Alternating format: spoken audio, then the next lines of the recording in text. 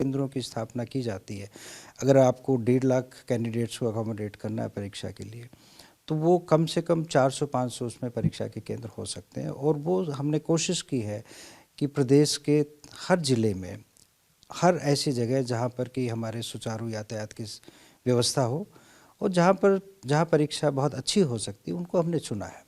लेकिन परीक्षाओं को बिल्कुल सुनियोजित ढंग से, एक साफ सफाई के साथ, और कोई उसमें नकल नहीं हो, किसी तरह की कोई दिक्कत न हो कैंडिडेट्स को, उसको देखते हुए ये आपका आइडिया था कि शासन और प्रशासन को इसमें इन्वॉल्व किया जाए। इसके मुझे लगता है कि दो तरह के लाभ होंगे, जो कि आप पहले भी शासन में यहाँ बहुत सीनियर पोस्ट पर रहे हैं, प्रिंसिपल सेक्रेटरी रहे हैं, बहुत जगह काम किया है आपने। आपको ये भी आइडिया था कि जिलाधिकारी जिले में कंट्रोल कर सकता है। तो ये इससे किस तरह का लाभ मिलने वाला है? जिलाधिकारी का उत्तरदायित्व तो किस तरह का आपने तय किया है? कल मुख्य सचिव महोदय भी आपके साथ थे, तो आप लोगों ने क्या इसमें ये था कि मैं पहले देखता था कि आयोग जब से बना है तो किसी भी तरीके से, बहुत मैं समझता हूँ किसी भी योजनाबद्ध तरीके से शासन या प्रशासन की भूमिका परीक्षाओं में नहीं रही है, सीधे ढंग से नहीं रही है। तो क्योंकि मैं पहले भी जब यहाँ था, डिस्ट्रिक्ट मजिस्ट्रेट भी रहा और मैं प्रिंसिपल सेक्रेटरी रहा, तो उस समय हमने भी यूपीएससी के एग्ज़ाम्स भी कंडक्ट करवाया करते थे। तो मैं समझता था और अभी भी समझता हूँ कि जब तक शासन और प्रशासन की भूमिका इसमें सुनिश्चित नहीं की जाती है, कोई भी परीक्षा, एक छोटी सी गलती उसको एक तरह से विचलित कर सकती है। तो इस चीज़ को देखते हुए कि आगे कोई त्रुटि नहीं हो, मैंने मुख्य सचिव महोदय से अनुरोध किया था लगभग 1 महीने पहले एक डीओ लेटर के माध्यम से कि अब क्योंकि ये बड़े एग्ज़ाम्स हमारे पास में और ज़्यादा जिम्मेदारी पब्लिक सर्विस कमीशन की हो गई है, तो ये बहुत महत्वपूर्ण है कि हमें शासन और प्रशासन की भूमिका इसमें सुनिश्चित की जाए। दूसरा, ये एग्ज़ाम्स क्योंकि हमें एक तरह से हमारी साख जो है, शासन प्रशासन आयोग की साख भी इसमें एक बहुत महत्वपूर्ण इसका हिस्सा है। इसलिए इस एग्ज़ाम्स को, जो भी एग्ज़ाम्स होंगे, पहली बात तो है कि भविष्य में जो भी एग्ज़ाम्स हों उसमें शासन और प्रशासन की पूरी भूमिका रहे उनको सही तरीके से करवाने की। दूसरा, मैंने ये भी इसमें सुझाव दिया था कि इलेक्शन मोड में करें। जैसे जब भी हमारा कोई इलेक्शन होता है तो इलेक्शन में मैं समझता हूँ कि पूरा शासन प्रशासन उसमें जुट जाता है, और यही कारण है कि इलेक्शन बहुत सही ढंग से होते हैं, बारिंग ए फ्यू एक्सेप्शंस। तो इस चीज़ को देखते हमने अनुरोध किया, तो मुख्य सचिव महोदय, जैसा कि उनकी छवि है उसके हिसाब से उन्होंने इसको बिल्कुल तीव्रता से लिया, बहुत गति से लिया। उन्होंने कहा कि हमें एक बैठक रखनी चाहिए।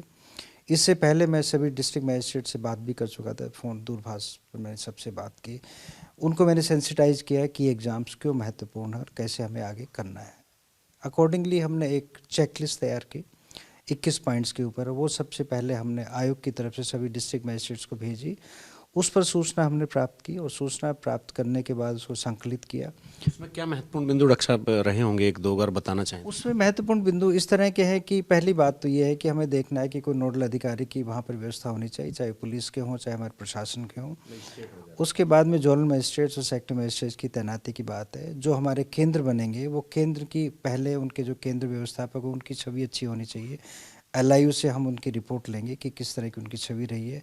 जो भी केंद्र स्थापित हम कर रहे हैं वहाँ पर कैंडिडेट्स को सुविधा रहनी चाहिए, चाहे वहाँ पर बिजली की व्यवस्था हो, चाहे पेयजल की व्यवस्था हो, चाहे वह शौचालय की व्यवस्था हो।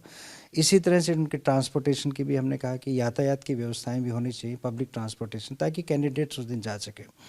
एक हमने ये भी किया, जो पहले 10 बजे एग्ज़ाम शुरू होना था, क्योंकि सर्दियों का समय, तो उसको हमने 11 से 1 बजे उसको किया है। और सबसे महत्वपूर्ण बात इसके अंदर ये है कि वहाँ पर जो हम कैंडिडेट्स आएंगे उनके लिए हमने डूज एंड डोंट्स बहुत अच्छे से तैयार कर रहे हैं कि वो कैसे आएँ और क्या लेकर आएँ, क्या न लेकर आएँ।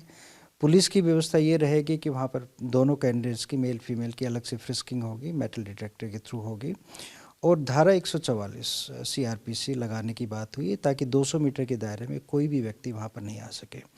और ये सुनिश्चित किया जाएगा कि अंदर जो भी हमारे इन्विजिलेटर्स होंगे और जो केंद्र व्यवस्थापक है, उनके पास भी इस तरह का कोई सिस्टम नहीं होना चाहिए कि मोबाइल की वहाँ पर हो या कोई नकल की कोई हो जाए। जब भी पेपर भी खुलेगा हमारा, वो भी कैंडिडेट्स के सामने खोला जाएगा उसको, ताकि कैंडिडेट्स को ये नहीं लगे कि पेपर पहले से खोल लिया और इस तरह की बात हो गई। हमने ये भी सोचा है कि कई बार कैंडिडेट्स की जो जो कुछ एक होते हैं, बहुत एक्सेप्शन होते हैं, जो कि कोशिश करते हैं नकल करने की, तो उसको लेकर पूरा का पूरा, चाहे शौचालय के अंदर हो चाहे उसके बाहर हो, मतलब पूरी गहन छानबीन रहेगी।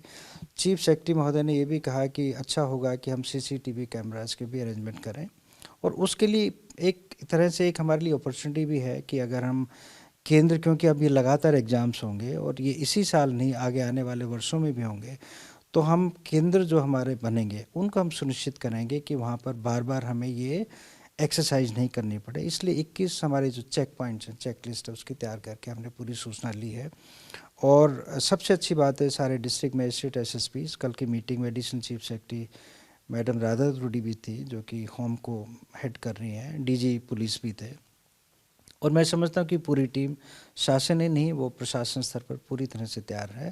पहला एग्ज़ाम हमारा जो होगा 18 दिसंबर को है, जो कि पुलिस। यही मैं आपसे जानना चाह रहा हूँ डॉक्टर साहब कि जो आपने पूरी तैयारियां की हैं कि ये पहली जो एक परीक्षा होगी जो आपके लिए भी एक परीक्षा जैसी होगी, वो कब होने जा रही है और किस चीज़ के कितने पदों के लिए? नहीं, ये जो हमारी पहली जो परीक्षा है ये होगी पुलिस कांस्टेबल्स की भर्ती है, और इसमें लगभग हमारे 1,30,000 कैंडिडेट्स होंगे। लगभग 450 के आसपास हमारे सेंटर्स हैं, और 25 से 30 हमारे टाउन्स या सिटीज़ में इसका आयोजन होगा। और इसमें जो पद हैं वो लगभग 1550 के आसपास हैं। लेकिन इसके बाद जो हमारी परीक्षाएं और भी होंगी और लगातार होंगी, जैसे कि दिसंबर में एक हमारी परीक्षा है, जनवरी में हमारी 2 परीक्षाएं होंगी, उसके बाद फरवरी में एक है। ये सब बड़े एग्ज़ाम्स हैं। जो 7,000 पद कैबिनेट के आदेश के बाद में हमें प्राप्त हुए थे, उनमें से लगभग मैं समझता हूँ कि मार्च तक हम 4,000 पदों के ऊपर भर्ती की प्रक्रिया सुनिश्चित कर लेंगे, और हम बिल्कुल वार फुटिंग पे इसमें लगेंगे। कोशिश ये है कि कोई गलती नहीं होनी चाहिए, इसलिए हर कोई व्यक्ति, चाहे वो पुलिस प्रशासन का हो, चाहे जिला एडमिनिस्ट्रेशन का हो, चाहे शासन स्तर पे हो, सतर्कता से हमें इसमें काम करना होगा, क्योंकि आयोग कभी भी इस काम को अकेले नहीं कर सकता है। इसलिए मैंने सोचा कि बहुत महत्वपूर्ण है कि शासन को और प्रशासन को इसमें पूरे तरीके से हमें साथ लेना चाहिए, और उसमें सरकार ने भी और शासन ने पूरा अपने, मैं समझता हूँ, ज़ोर शोर से इसके लिए उन्होंने कदम बढ़ाया है, क्योंकि आयोग भी जो भर्ती कर रहा है तो शासन के लिए कर रहा है, इसमें सोचने की बात। बहुत धन्यवाद डॉक्टर साहब। और आपने जो एक फुल प्रूफ इंतजाम की जो एक शुरुआत की है, मुझे लगता है कि जो योग्य और संवेदनशील युवा हैं उनको मौका मिलेगा। और अभी हमारे साथ थे पब्लिक सर्विस कमीशन के चेयरमैन डॉक्टर राकेश कुमार साहब, और उन्होंने बताया कि इलेक्शन मोड में रिक्रूटमेंट भी हो सकते हैं, केवल इलेक्शन ही नहीं हो सकते। और इलेक्शन मोड का उनका कहने का ये मतलब, जब पूरा सिस्टम सामूहिक तौर पर किसी आयोजन को करवाने में लगता है, निष्पक्ष भाव से और बहुत कायदे से कोई व्यवस्था बनाकर कोई एक काम किया जाता है। अपने सहयोगी कैमरामैन निशान चौहान के साथ एबीपी गंगा के लिए देहरादून से अजीत सिंह राठी। देखिए, मैंने दिसंबर 21 के अंत में पद ग्रहण किया था, और जो मुझे लगा, पहले मैंने इसको असेस करने की कोशिश की कि क्या कमियां हो सकती है। मुझे लगा कि कहीं ना कहीं हमें और ज़्यादा सक्रिय होने की आवश्यकता है। आयोग में पहले जितने भी चेयरमैन रहे, मैं आपको बिल्कुल ऑन रिकॉर्ड कहना चाहता हूँ, सब ने बहुत ही अच्छा काम किया है, और तभी ये कारण है कि आयोग के ऊपर की छवि के ऊपर अभी तक कोई ऐसा कोई आरोप नहीं लगा है, और इसके लिए मैं जितने मेरे पूर्वाधिकारी उनको मैं धन्यवाद ज्ञापित करना चाहूँगा। लेकिन हमेशा कहीं ना कहीं एक रिफॉर्म्स की गुंजाइश रहती है। 2-3 चीज़ों पे मैंने कोशिश की। तो पहली जो बात ये थी कि कभी भी यहाँ पर कैलेंडर नहीं छपता था एग्ज़ाम्स का। आप यूपीएससी में जाएंगे, public service commission, union public service commission, एक साल के शुरू में एक कैलेंडर हमारा छप जाता है, और उसमें इसका उद्देश्य ये होता है कि हर कैंडिडेट को ये पता होता है कि इस साल पब्लिक सर्विस कमीशन कौन कौन से एग्ज़ाम और कब कब करवाएगा। तो उसी हिसाब से बच्चे अपनी तैयारी करना शुरू कर देते हैं। तो पहली बार ये हुआ कि हमने पिछली बार 23 एग्ज़ाम्स का कैलेंडर जारी किया। मुझे और कहने में इसमें बड़ी खुशी है कि 22 एग्ज़ाम्स को हमने पूरी तरह उसको सही कंडक्ट करवा दिया। एक एग्ज़ाम को हमें पोस्टपोन करना पड़ा, लेकिन 3-4 एग्ज़ाम्स अभी ऐसे हैं जिनके कि हमें इंटरव्यूज़ लेने बाकी होंगे। लेकिन जो कैलेंडर हमने स्थापित किया था उसको हमने पूरा किया। इस साल का भी हम कैलेंडर उसको जारी कर चुके हैं। तो कैलेंडर की व्यवस्था होना बहुत ज़रूरी था। इससे जो बच्चों में जो कॉन्फिडेंस आता है कैंडिडेट्स में, बहुत ज़रूरी है। दूसरा, मैं देखता था कि जो दूसरा आयोग का काम रहता है कि डिपार्टमेंटल प्रमोशंस होते हैं, डीपीसीज होती हैं, तो वो लॉन्ग पेंडिंग रहती थी, समन्वय नहीं बन पाता था। मैंने चीफ सेक्रेटरी से बात की, रिक्वेस्ट की कि मैं सर, इम्पोर्टेंट है कि क्योंकि हरिद्वार एक तरह से देहरादून से थोड़ा दूरी पर है, और यहाँ से जो हमारे उच्च स्तरीय अधिकारी हैं, स्पेशली जो हेड ऑफ़ द डिपार्टमेंट्स होते हैं, सेक्रेटरीज़ होते हैं, उनको कई बार समय नहीं हो पाता, तो डीपीसी हमारी पोस्टपोन होती थी। मैंने अनुरोध किया है कि हम डीपीसीज़ को सचिवालय में ही करेंगे, और ऑब्वियसली मेंबर्स और चेयरमैन की अध्यक्षता में ही वो डीपीसीज़ होंगी। तो प्रत्येक बुधवार को हमने फिक्स किया, दिन तय किया। अकॉर्डिंगली यहाँ पर सुविधाएं चीफ सेक्रेटरी ने हमें अवेलेबल करवाई, चाहे वो मीटिंग हॉल की व्यवस्था हो, चाहे उनके जलपान की व्यवस्था हो। मुझे कहने बड़ी खुशी है कि इस समय जो हमारी डीपीसीज़ की जीरो पेंडेंसी है, अभी कोई भी ऐसा मामला नहीं है जो डीपीसी का पेंडिंग हो।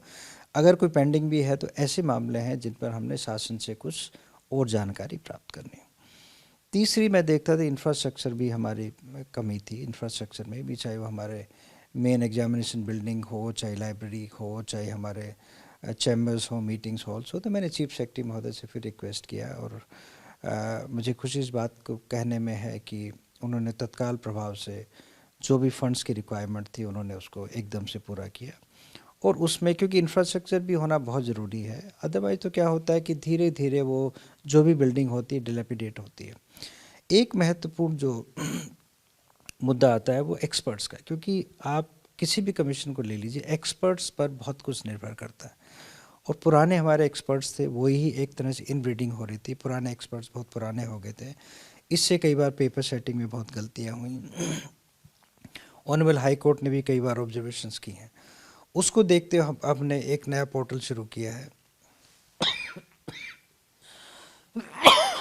सॉरी, एक नया पोर्टल हमने शुरू किया है, और उसमें हमने एक्सपर्ट्स लगभग इस देश की 80 यूनिवर्सिटीज़ को हमने लिखा है, और एक्सपर्ट जो हमारे पास बेस्ट से बेस्ट पॉसिबल हम उनको लेना शुरू कर दिया है। क्योंकि उसके बाद हमारे पास ये गुंजाइश नहीं रहती कि पेपर सेटिंग में कोई कमी रही हो या इवैल्यूएशन में कोई कमी होगी। एक इम्पॉर्टेंट बात जो मैं अक्सर इस बात को कहता हूँ और मैंने शासन को संदर्भित भी किया है, वो ये है कि हमारे जितने रिक्रूटमेंट रूल्स हैं वो काफ़ी पुराने हो गए हैं। और दूसरा है रिजर्वेशन पॉलिसी है रिजर्वेशन को लेकर, स्पेशली हॉरिजॉन्टल रिजर्वेशन में काफ़ी कमियां हैं। इसको लेकर ऑनरेबल हाई कोर्ट में बहुत ज़्यादा हमारी पिटिशंस आती हैं। इसको ठीक करने के लिए मैंने अनुरोध किया है कि जब तक हम अपनी रिजर्वेशन को सही ठीक नहीं कर लेते हैं, स्पेशली विमेंस रिजर्वेशन की बात है या पीपल विद डिसेबिलिटीज़ हैं,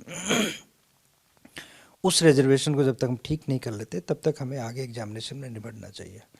तो ऐसे करते हुए लगभग 31 हमने जिनमें कि रिजर्वेशन की प्रॉब्लम थी या नियमावली में कोई कमी थी, उसको लेकर हमने शासन को संदर्भित किया है। जो हमारे पास रिक्वेजिशंस आई थी उस पर आयोग और शासन दोनों मिलकर काम कर रहे हैं ताकि इसमें देरी नहीं हो, क्योंकि हम नहीं चाहते कि जो भी रिक्वेजिशंस गवर्नमेंट ने दी हैं उस भी कुछ कमियां हैं तो उस कमियों को दूर करने में देरी हो। इसलिए आयोग ने ये कदम उठाया कि हम शासन के साथ मिलकर उन कमियों को पूरा करेंगे और एग्ज़ाम्स को करवाएंगे। अंत में यही कहना चाहता हूँ कि हमारे पास एग्जामिनेशंस की कोई कमी नहीं है।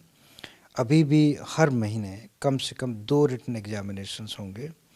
साथ में जो इंटरव्यूज़ हमारे हैं, स्पेशली जैसे अभी हमें जुडिशरी का रिटन एग्जामिनेशन हमने उसका अनाउंस किया है, मेंस का इंटरव्यू हमने फर्स्ट वीक ऑफ दिसंबर या लास्ट वीक ऑफ नवंबर में उसका कर रहे हैं। इसी तरह से असिस्टेंट प्रोफेसर्स के इंटरव्यूज़ होंगे। इसी तरह से लेकर जो हमारे एज के इंटरव्यूज़ हैं, एपीओ के इंटरव्यूज़ हैं, ये हम इसको अब दोबारा से उनको हम, क्योंकि इनमें विमेंस रिजर्वेशन की